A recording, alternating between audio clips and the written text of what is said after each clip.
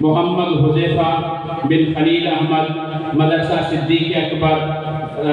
درجہ رابعہ کے طالب علم ہیں، ایک سے گزارش کروں گا کہ وہ تشریف لائیں اور آپ حضرات کے سامنے اپنے خیالات سے مستفید فرمائے۔ محمد حذیفہ بن خلیل۔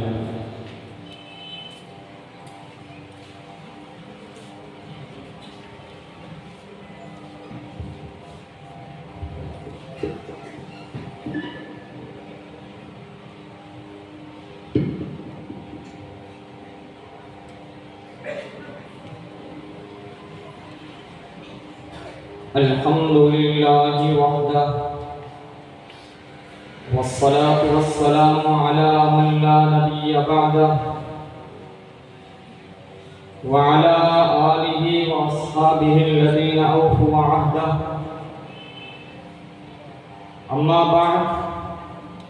قال الله تبارك وتعالى في القرآن المجيد والفرقان الحميد ما كان محمد أبا أحد من رجالكم ولكن رسول الله وخاتم النبيين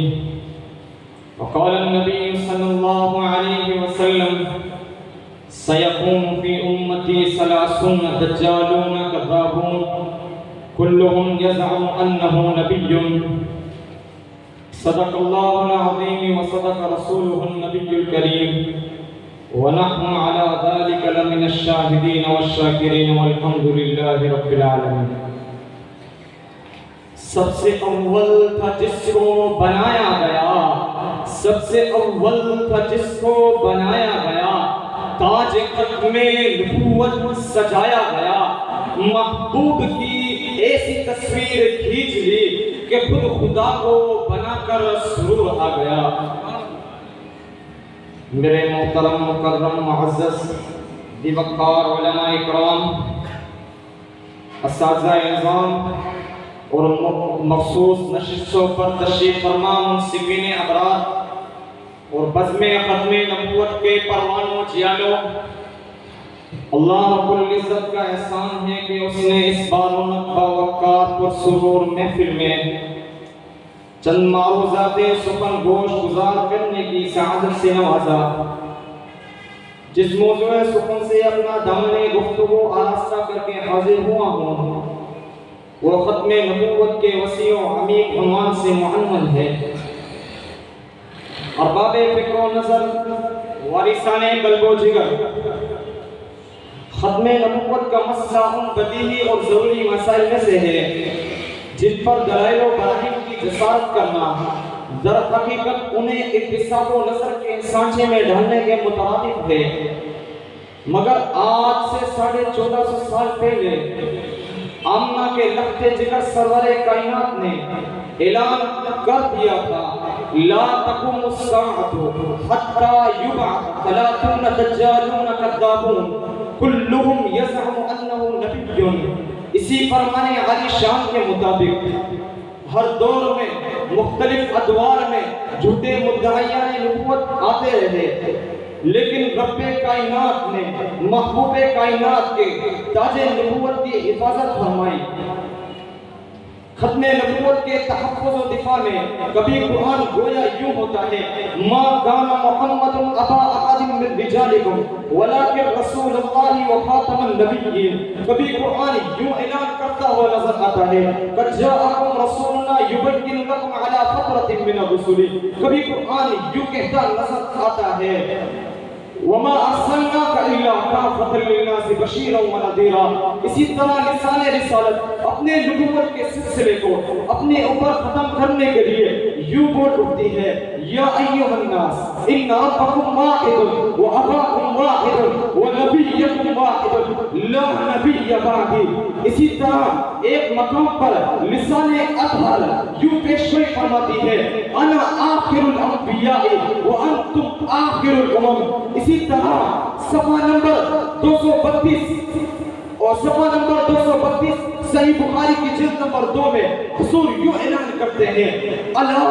انہ لیس نبی بعد۔ سامعین دیوکار، جب میں عالم تخیلات میں جاتا ہوں، تاریخ کے سیاہ اوراق کی ورق گردانی کرتا ہوں تو مجھے اپنے ائمہ اکرام بھی تحفظ دفاع کرتے ہوئے نظر آتے ہیں۔ تو اسی طرح امام العصر حضرت سید محمد انور شاہ کشمیری رحمہ اللہ اپنی آخری کتاب خاتم النبیین میں یوں ارشاد فرماتے ہیں کہ اس امت کا سب سے پہلا اجماع مسلمہ قصاب کے قتل پر منعقد ہوا۔ اسی طرح میں ایک قدم آگے بڑھتا ہوں تو حضرت محمد سید انور شاہ کشمیری رحمہ اللہ اپنی تصنیف مسک الختام فی ختم النبوۃ سید الانام میں یوں تحریر فرماتے ہیں کہ امت محمدیہ کا سب سے پہلا اجماع اسی مسئلے پر ہوا کہ مدعی نبوت کو قتل کیا جائے۔ اسی طرح میں آگے بڑھتا ہوں تو ان الفاظ میں امام مجدد ملت امام طحاوی رحمہ اللہ ختم نبوت کا دفاع کرتے ہوئے نظر آتے ہیں۔ کل دعوت بعدہ علیہ الصلوۃ والسلام بغی و ہوا وهو المبعوث الى الخلق والوراء كعبۃ۔ اسی طرح میں اور آگے بڑھتا ہوں، امام ابن حجر یوں فرماتے ہیں من اعتقد وحیا بعد محمد کفر باجماع المسلمین۔ پھر میں کیوں نہ کہ اٹھوں اخبار کا ہر وقت ہم اظہار کریں گے، منبر نہیں ہوگا تو سرے دار کریں گے، جب تک دہن میں زبان سینے میں دل ہے کاذب کی نبوت کا انکار کریں گے۔ جناب صدر، اب جو شخص ان دلائل واضح کا انکار کرے گا وہ دائرہ اسلام سے خارج ہوگا، اس لیے کہ امام ابو حنیفہ فرماتے ہیں کہ اگر کوئی شخص کہے کہ وہ نبی ہے تو اس سے دلیل مانگنے والا بھی کافر ہو جاتا ہے۔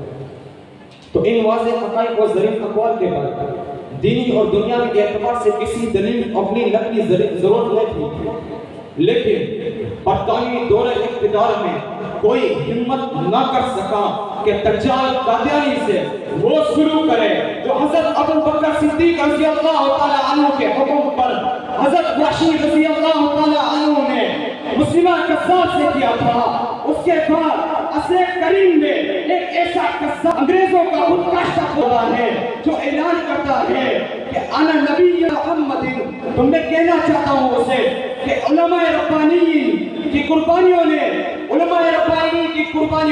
اپنی جانوں کے نذرانے پیش کر کے اس کے باطل عقائد کو بے نقاب کر دیا،